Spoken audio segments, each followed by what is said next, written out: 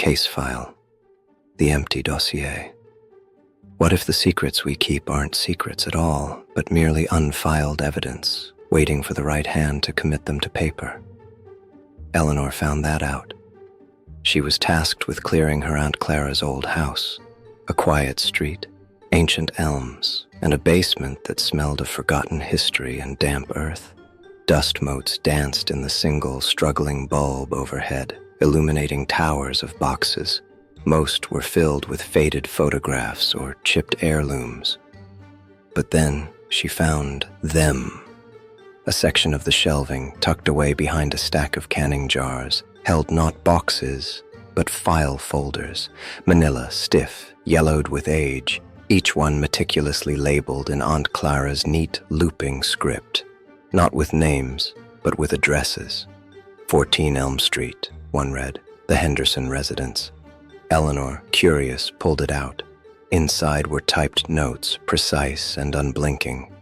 Mr. Henderson, retired librarian, waters garden every Tuesday at 7 a.m., known to hum O Holy Night in July, regardless of the season. Eleanor chuckled, a dry sound in the quiet. Aunt Clara, always the eccentric observer. She returned to the files. 16 Elm Street, the Miller apartment. This one detailed Mrs. Miller, a young, single teacher.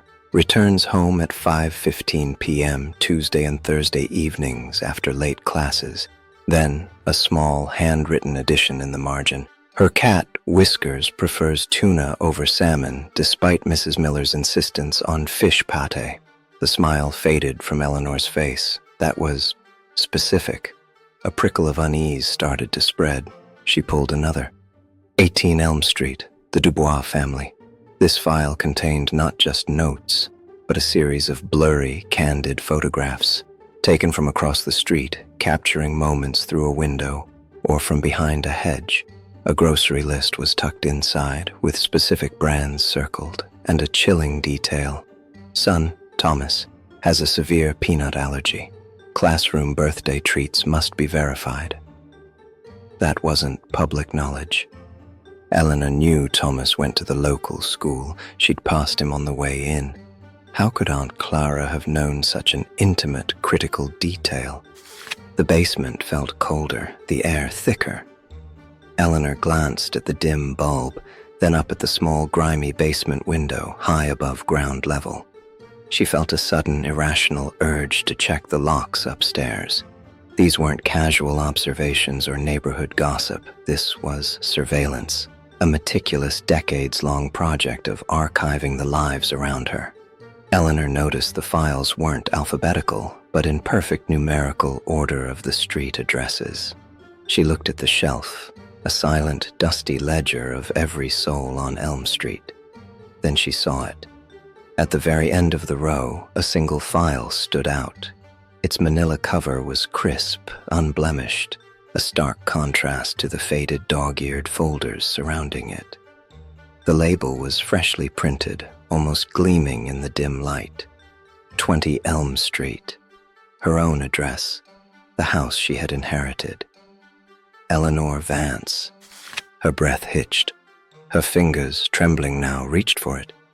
She pulled it from the shelf. It was lighter than the others, almost weightless.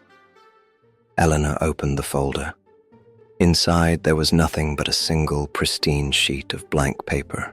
White, unstained, perfectly centered. And resting diagonally across its surface, a brand new pen. The cap was off. A faint, dry scratching sound echoed in the silence of the basement, like a pen nib moving across paper. It seemed to come from all around her, from the walls, from the files themselves, or perhaps from just behind her. Eleanor slowly turned, the empty folder clutched in her hand, the uncapped pen waiting. Archive note. Some lives are not lived. They are merely documented, one detail at a time, until the final page is filled. Case closed. The last entry is always the most unsettling. If you want me to keep opening these files, like the video and subscribe to The Night Archivist. And in the comments, submit your next case request. Cursed objects, missing persons, haunted locations, or true cases. I'll archive the best ones.